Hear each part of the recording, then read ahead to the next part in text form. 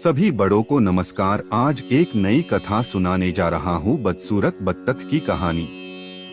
जो साथी मेरे चैनल पर पहली बार आए हैं, कृपा करके मेरे वीडियो को लाइक और शेयर करें। आप सभी से विनती है कि आप ये कहानी अपने बच्चों को जरूर सुनवाएं ताकि वे अपने जीवन में विकास करें। तो आइए कहानी शुरू करते हैं। गर्मियों का मौसम में दोपहर का समय था। हल्की हल्की हवा चल रही थी। चिड़िया पेड़ों पर बैठकर चहचहा रही थी। चारों तरफ शांत माहौल था। तभी एक मादा बत्तख ने एक पेड़ के नीचे छाया में अपने अंडे दिए। अंडों की संख्या 5 थी। मादा बत्तख बहुत खुश थी, परंतु उसे कुछ देर के बाद कुछ अजीब लगा। उसने देखा कि सारे अंडे एक जैसे हैं, परंतु उसमें से एक अंडा अलग दिख रहा है। वह अत्यधिक चिंतित हुई। कुछ समय पश्चात उसने सोचा कि शायद इस अंडे से निकलने वाला बच्चा और भी सुंदर होगा। ऐसा सोचकर वह और भी खुश हो गई और अपने खाने की तलाश में बाहर निकल गई। एक दिन बत्तख घूमकर वापस अपने घोंसले में आई और उसने देखा कि उसके अंडे फूटना शुरू हो गए। यह देखकर बत्तख खुश हुई। सभी अंडे फूट गए और उनमें से बच्चे बाहर आ गए। सभी बच्चे अत्यंत सुंदर थे, परंतु उन 5 अंडों में से एक अंडा नहीं फूटा, जो बदसूरत था। बत्तख चिंतित हुई।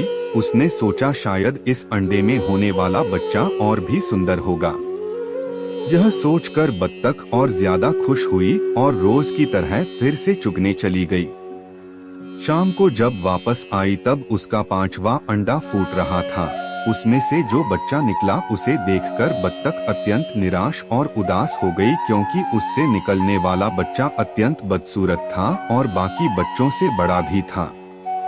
मादा बत्तख यह सोचकर फिर से खुश जाती हैं कि शायद यह आगे चलकर अपने भाई बहनों से ज्यादा सुंदर हो जाएगा। दिन बीतते गए, परंतु वह बच्चा बदसूरत ही रहा।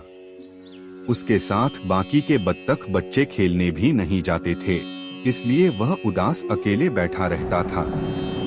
उसने एक दिन एक तालाब के किनारे जाकर अपनी शकल देखी और उसे अपनी शकल पर बहुत गुस्सा आया।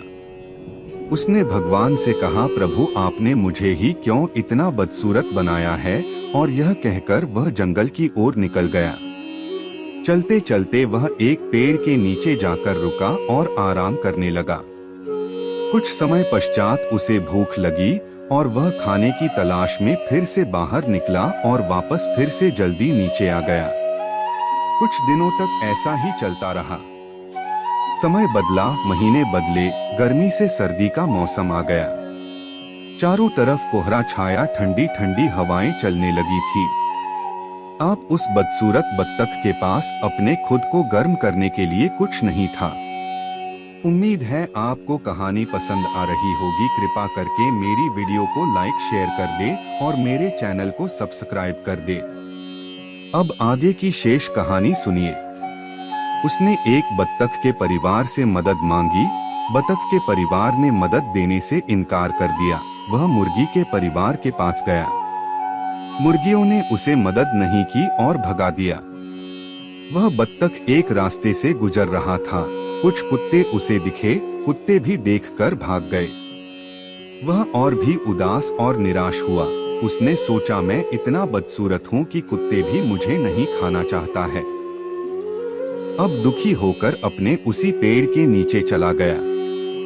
रोज की तरह वह दिन में फिर से खाने की तलाश में बाहर निकला। उसे रास्ते में किसान आदमी ने उठा लिया और उसे अपने घर ले गया।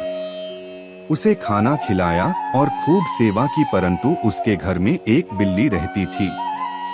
उस बिल्ली ने बदसूरत बत्तख को बहुत परेशान किया। उसने उस किसान का घर भी छोड़ दिया। अब वह जंगल की ओर निकल गया। कुछ दूर जाने के बाद उसे एक नदी दिखी, जिसमें बहुत चमकदार पानी दिख रहा था। वह प्यासा भी था। उसने नदी में छलांग लगा दी और अपनी प्यास बुझाई और उसी में स्नान किया। कुछ दूर नदी के किनारे एक सुंदर राजहंसी दिखी।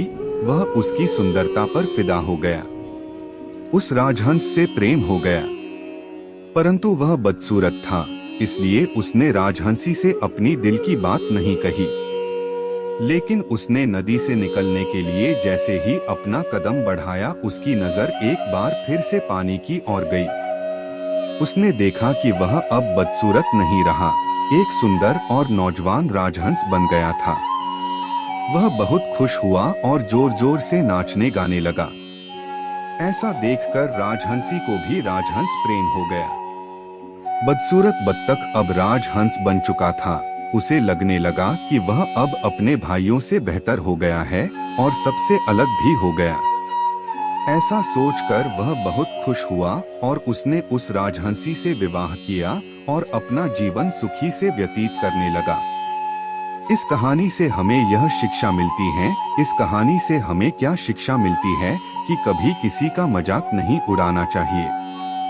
पूरी कहानी ध्यान से सुनने के लिए धन्यवाद। अंत में यही कहूँगा, ईश्वर आप सभी को सुखी रखे और अपना ख्याल रखे। उम्मीद है कि आपको यह कहानी पसंद आई होगी। आपका कोई भी सुझाव है तो मुझे कमेंट में कह सकते हैं। कृपा करके आप मेरे चैनल को सब्सक्राइब करें और मेरी वीडियो को लाइक करें। अब मैं मिलता हूँ आपको अगली वीडियो में।